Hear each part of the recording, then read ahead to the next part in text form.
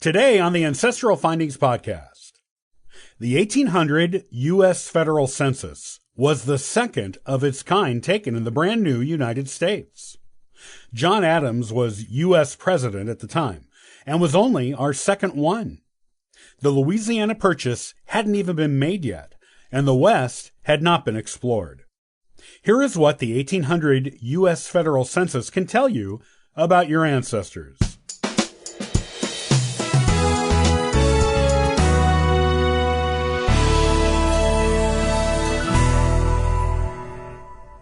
The year 1800 was an exciting time for the United States.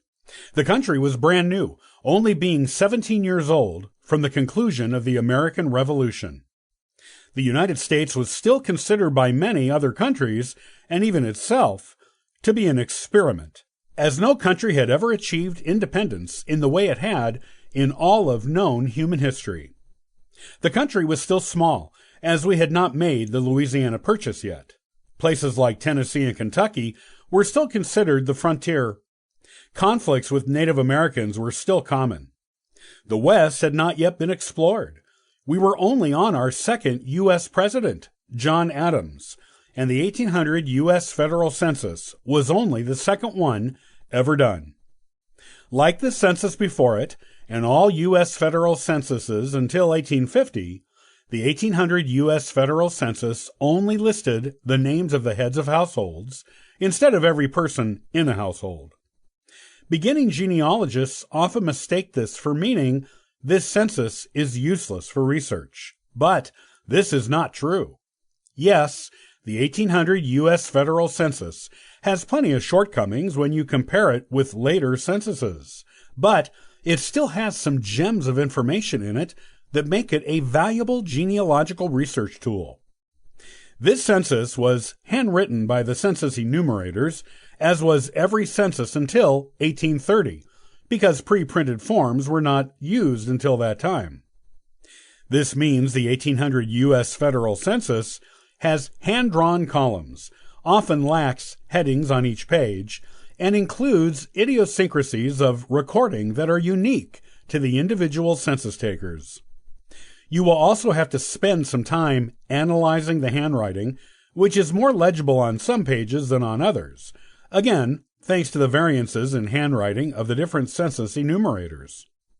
However, if you spend some time with this census, you will glean valuable information about your family from it, possibly make new genealogical discoveries, and will receive an excellent snapshot of what your ancestors and their families' lives looked like on the day they were enumerated for the census in 1800. That is golden historical data you cannot receive anywhere else.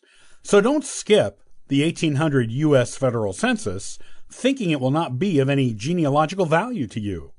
Learn about the background of this census and what is included in it, and then dive into it to learn about your 1800 ancestors. You will be glad you did.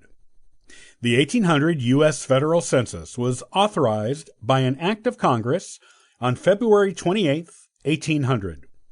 The census was to include all of the existing states, plus the U.S. territories northwest of the Ohio River, as well as the Mississippi Territory.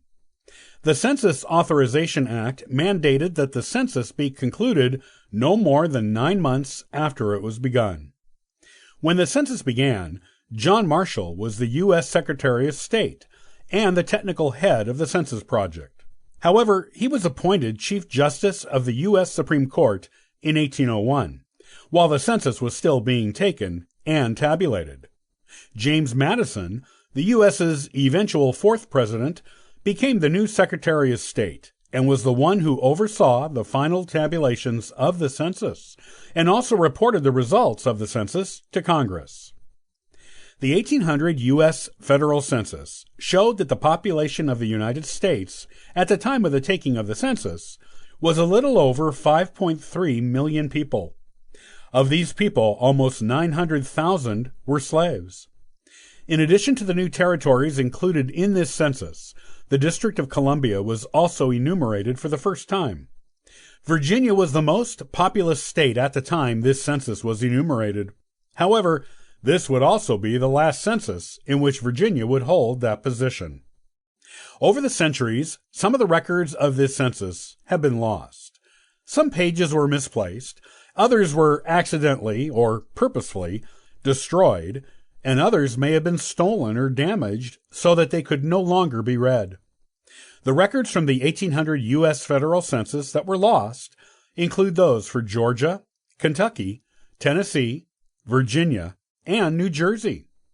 The rest of the records for this census are still intact and can be used by genealogical researchers at genealogy libraries, the National Archives, and online.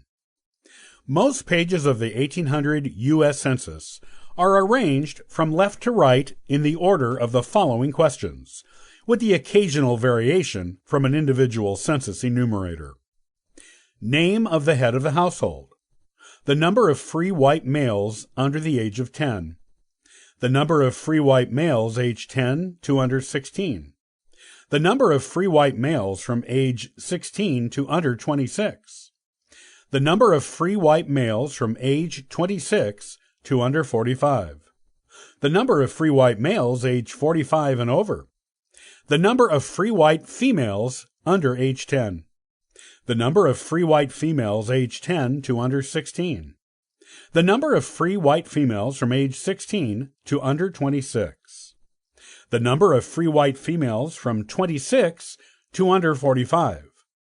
The number of free white females age 45 and older. The number of all other free people in a household.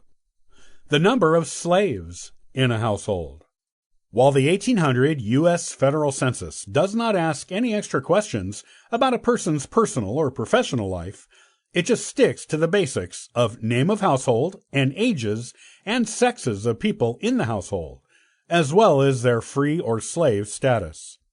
It still provides valuable genealogical information on what your ancestors' household looked like when they were enumerated in 1800. It also provides you with clues as to who else was living in the household with them. This is important information if you didn't know about certain wives, husbands, children, or other relatives of an ancestor. You can use the sexes and ages of people listed in the household as a further avenue of research to get a full picture of who was in the family at the time. That is a genealogical treasure. You can get all the genealogical charts and forms that I've talked about. Look for the link in the description box.